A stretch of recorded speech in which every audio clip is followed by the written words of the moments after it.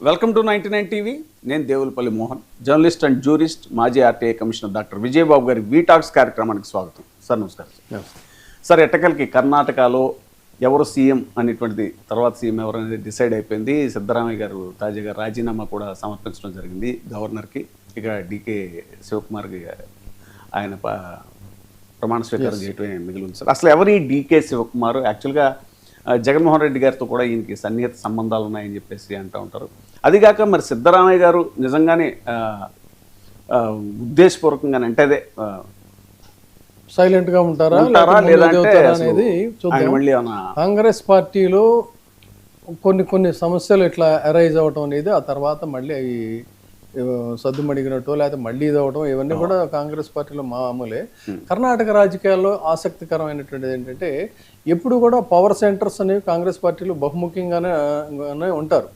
అయితే ఇక్కడ కూడా కర్ణాటకలో కూడా ఇద్దరు పవర్ సెంటర్స్, ఇద్దరు కూడా వద్దండలే. ఒక రకంగా చెప్పాలంటే ఒక సీనియారిటీ బేసిస్లో, తర్వాత క్యాస్ట్ పోలరైజేషన్లో చూసుకున్నప్పుడు అటు సిద్ధరామయ్య గారు, ఇటు డీకే శివకుమార్ కూడా.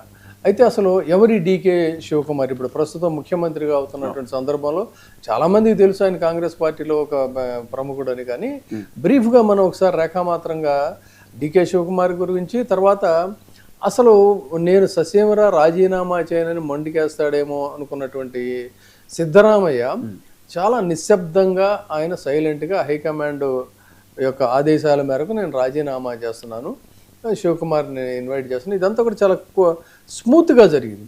స్మూత్గా జరిగిపోయింది కాబట్టి ఆల్ ఈజ్ వెల్ అని చెప్పి అనుకుంటామా, still cold war is there అని చెప్పని అనుకోవాలనేదే ఇక్కడ చాలా ఆసక్తికరమైనటువంటి అంశం. ఎందుకంటే అసలు ముందు సిద్ధరామయ్య గారి గురించి సరే తెలిసిందే, ఆయన సమయానికి తగ్గట్టుగా పావులు కదపటంలో కానీ, ఆయనకు ఉన్నటువంటి అపారమైనటువంటి అనుభవం కావచ్చు, క్యాస్ట్ బ్యాకింగ్ కావచ్చు, ఇవన్నీ కూడా కర్ణాటకలో ఆయన ఒక ఎదురులేని నాయకుడి కింద నిలబెట్టాయి. ఈక్వల్లీ 1980 నుంచి యూత్ కాంగ్రెస్ NSUI నుంచి తన ప్రస్థానాన్ని ప్రారంభించి యూత్ కాంగ్రెస్లో ఉండి, ఆ తర్వాత 27 సంవత్సరాలకే మరి ఎమ్మెల్యేగా గెలిచి, అక్కడి నుంచి అసలు ఇక కర్ణాటక రాజకీయాల్లో ఒక తిరుగులేనటువంటి వ్యక్తిగా ఇదయ్యి, తర్వాత ఉన్నది ఏంటంటే ఒక గమ్మత్తు అయినటువంటి టైటిల్స్ కూడా ఉన్నాయి డీకే శివకుమార్కి. ఆయన ఏమంటారంటే ట్రబుల్ షూటర్ అని చెప్పని కొంతమంది అంటారు, రిసార్ట్ పొలిటికల్ ఎక్స్పర్ట్ అని చెప్పని అంటారనమాట. అంటే రిసార్ట్ పాలిటిక్స్ మాస్టర్ అంటారు. ఇంకా చెప్పాలంటే ఈ రిసార్ట్ పాలిటిక్స్ మాస్టర్ అని చెప్పనట్టు ఏంటి అసలు ఈ రిసార్ట్ పాలిటిక్స్ మాస్టర్ అనేది? అసలు ముఖ్యంగా ఈ రిసార్ట్ కల్చర్ అనేది అంటే ఎమ్మెల్యేని తీసుకుపోవడం, దానిని జాగ్రత్తగా పెట్టడం అనేటువంటిది ఇటు టీడీపీలోనేమో ఆ రోజున చంద్రబాబు నాయుడు గారు వైస్రాయ్ హోటల్ ఎపిసోడ్తో అక్కడి నుంచి మొదలైంది, ఇక్కడ చూసుకుంటే అయింది. సో అయితే ఇక్కడ ఏంటి అన్నట్లయితే, ఇక్కడ ప్రధానంగా 2000 ఈ రిసార్ట్ పాలిటిక్స్ శివకుమార్ గారు జాతీయ రాజకీయాల్లో ఎలా ఆయనకి గుర్తింపు వచ్చిందంటే, మనం ఇంతకుముందు కూడా ఒక వీడియోలో చాలా డీటెయిల్డ్గా చెప్పాం.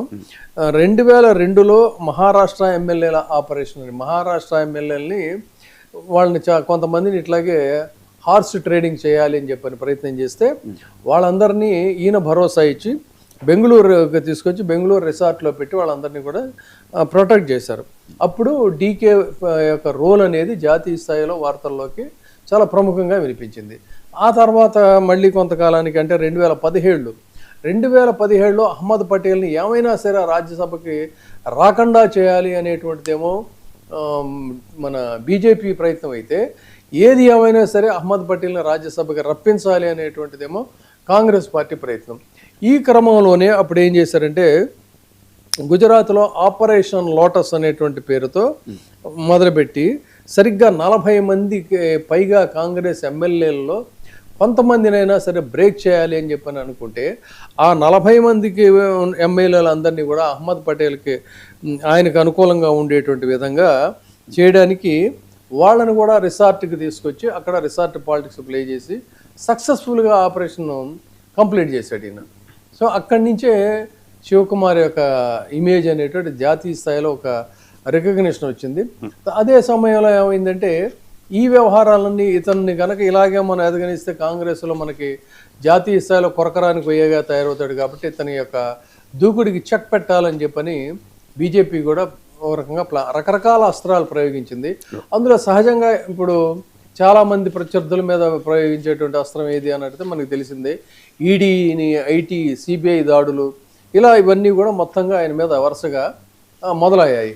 ఆయన అక్రమ ఆస్తులకు సంబంధించినటువంటి ఆరోపణలు, తర్వాత ఆయన ఆర్థిక శక్తిని దెబ్బకొట్టి దారిలోకి తెచ్చుకోవాలనేటువంటి ప్రయత్నం, దానికి సంబంధించినటువంటి వ్యూహాలు, ఇలా మొత్తంగా పూర్తిగా డీకేని ఉక్కిరిబిక్కిరి చేశాయి.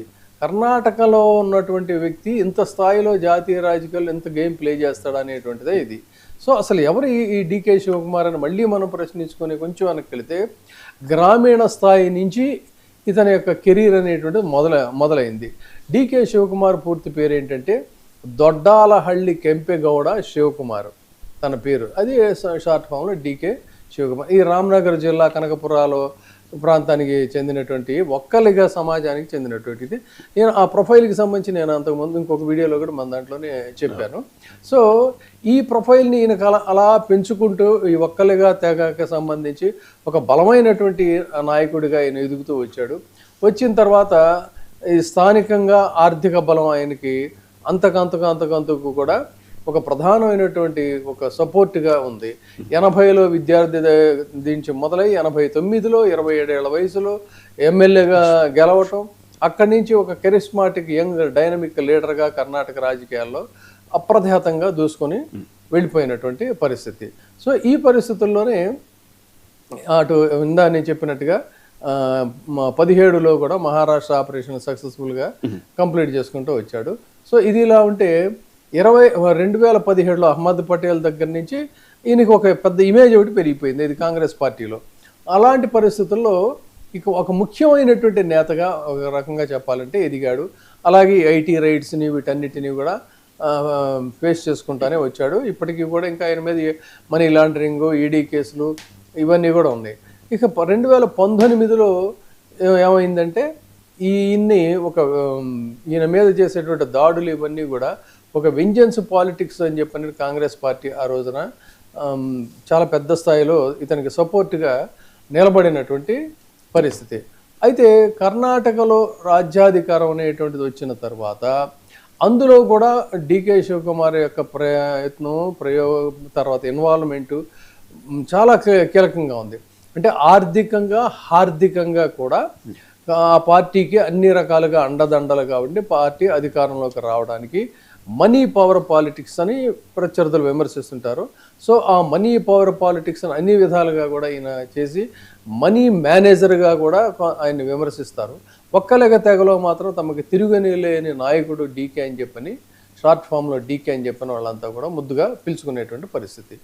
ఈ రకంగా వచ్చినటువంటి వ్యక్తి అధికారంలోకి వచ్చాక ఆబ్వియస్లీ హైకమాండ్గా లాయలిస్ట్ అని చెప్పని పేరున్నా కూడా ముఖ్యమంత్రి కావాలి అని చెప్పని ఆశించాడు.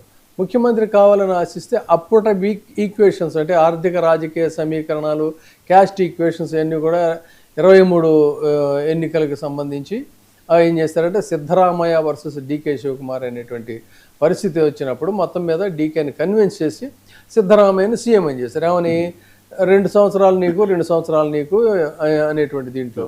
అయితే తర్వాత మళ్ళీ లేదు నేను ఇంకా ఉంటానని కంటిన్యూ అయినప్పుడు 2.5 సంవత్సరాలు మా సిద్ధరామయ్య కంటిన్యూ అయ్యాడు. తర్వాత నెక్స్ట్ ఇప్పుడు ఆ సిచ్యుయేషన్ వచ్చిన తర్వాత కూడా అసలు ఏం మెలికి పెడతాడో సిద్ధరామయ్య అంత మామూలుడు కాదు అని చెప్పని అందరూ కూడా 3 రోజుల నుంచి ఒక ఉత్కంఠ జాతీయ స్థాయిలో కూడా కర్ణాటక రాజకీయం ఒక ఉత్కంఠకి తెరలేపింది. బీజేపీ చాలా కీన్గా అబ్జర్వ్ చేస్తూ వచ్చింది వీళ్ళ యొక్క డెవలప్మెంట్స్ ఎలా ఉంటాయి ఏంటి అనేది. అలాంటి పరిస్థితుల్లో సిద్ధరామయ్య చాలా నాటకీయంగా ఆయన సైలెంట్గా రాజీనామా చేశాడు. అయితే హైకమాండ్ ఇచ్చినటువంటి ఆఫర్ రాజ్యసభ సభ్యత్వాన్ని కూడా ఆయన సున్నితంగా తిరస్కరించి నేను ఎమ్మెల్యేగానే ఉంటాను అని చెప్పని అన్నాడు. మీకు ఇష్టమైతే డిప్యూటీ సీఎం కూడా ఉండొచ్చు అంటే సీఎం చేసినట్టు జనరల్గా డిప్యూటీ సీఎం అవ్వడు, కానీ ఈ రోజుల్లో కొంతమంది దానికి కూడా రెడీ అవుతున్నారు. ఆయన దానికి ఒప్పుకోలేదు. నేను సాదాసీదా ఎమ్మెల్యేగా ఉంటాను. ఇక్కడే అసలైనటువంటి డౌట్ అనేటువంటిది మొదలవుతుంది. ఎందుకంటే రాజ్యసభ ఇస్తానంటే నేను జాతీయ రాజకీయాల్లోకి వెళ్ళనని చెప్పాడు. ఈ వయసులో దాదాపు 80వ పడిలోకి ఇదిగా ఉన్నటువంటి వ్యక్తి నాకు జాతీయ రాజకీయాలు అవసరం లేదు ఎమ్మెల్యేగా ఉంటానంటే ఇంకా రాష్ట్ర రాజకీయాల్లో సీఎం కుర్చీ మీద ఈయనకి మమకారం ఉంది అనేదాన్ని కొంతమంది అక్కడి అనలిస్టులే చెప్తున్నటువంటి మాట. కాబట్టి మరి ఇప్పటికిప్పుడు సైలెంట్గా ఉన్నాడా, లేదు భవిష్యత్తు వ్యూహాలు ఏమన్నా రచిస్తున్నాడా, సరైన సమయంలో చూసి సరైనటువంటిది ఏదన్నా సంచలనాత్మకమైన, ఇప్పుడు యడ్యూరప్ప ఎపిసోడ్ చూసాం మనం గతంలో, అదే కర్ణాటకలో. ఆ రకంగా ఈయన ఒకటి ఏదన్నా బాంబు పేల్చేటువంటి అవకాశం ఉంటుందా, ఎందుకు ఇలా సాదాసీదా ఎమ్మెల్యేగానే ఉంటానని చెప్పాడు అనే దాని మీద రకరకాల కథలు వినిపిస్తున్నాయి. అయితే డీకే కూడా అసమర్థుడేం కాదు. సో డీకే ఖచ్చితంగా ఎలాంటి ఛాలెంజెస్ వచ్చినా కూడా వాటన్నిటినీ కూడా సమర్థంగా వాటన్నిటినీ సెటరైట్ చేసుకునేటువంటి కెపాసిటీ అయితే ఉంది. ఆ రీజనల్ పవర్ సెంటర్స్ అవన్నీ కూడా ఎక్కడా కూడా మళ్ళీ సపరేట్ ఇవి లేకుండా తలెత్తకుండా వాటన్నిటినీ ఆర్గనైజ్ చేసుకోగలిగినటువంటి మేనేజింగ్ కెపాసిటీస్ అయితే డీకేకి పుష్కలంగా ఉన్నాయి. కాబట్టి మరి ఈ సిద్ధరామయ్య రోల్ భవిష్యత్తులో ఎలా ఉంటుందనేది అయితే కొంత సస్పిషియస్గానే ఉంటుంది తప్ప స్మూత్గా ఉండదు. ఎందుకంటే బీజేపీ కూడా ఈ ప్రస్తుతానికి ఇప్పుడు సైలెంట్గా ఉన్నా కూడా సిద్ధరామయ్యని ఏదో ఒక విధంగా పించి చేయటం అనేది. ఎందుకంటే తమిళ రాజకీయాల్లో జరిగిన పరిణామాల విషయంలో కూడా మీరు అదే అన్నారు, డిఎంకే విజయ్ ప్రమాణ స్వీకారానికి మేము అడ్డు తగలము అని కామ్గా ఉంటాం, తర్వాత బీజేపీ వాళ్ళకున్న రాజ్యసభ సభ్యులను ఏమన్నా తీసుకునే ప్రయత్నం చేస్తుందా, ఇలాంటివన్నీ వచ్చాయి. అలాంటి ఛాన్సెస్ కూడా ఉంటాయి. అందుకనే కాబట్టి ఇప్పటికిప్పుడు మొత్తానికి డీకే కళ నిజమైనా కూడా మరి భవిష్యత్తులో వ్యవహారం అంతా సున్నితంగా సాగుతుందా లేదా, తిరిగి మళ్ళీ కాంగ్రెస్ పార్టీని అధికారంలోకి తేవడంలో ఎలా ఇతని పరిపాలనా వ్యవహారాలు ఉంటాయి, ఈ అంతర్గత రాజకీయాలను ఎలా వాటన్నిటిని కూడా పరిష్కరించుకుంటాడు, సిద్ధరామయ్య యొక్క వ్యూహాలు ఏ విధంగా ఉంటాయి అనేది అయితే కొంత ఆసక్తికరమైనటువంటి అంశంగానే చూడాల్సి ఉంటుంది. సార్ మరొక అంశం, దేశవ్యాప్తంగా జరుగుతున్నటువంటి చర్చ స్పెషల్ ఇంటెన్సివ్ రివిజన్ SIR ఏదైతే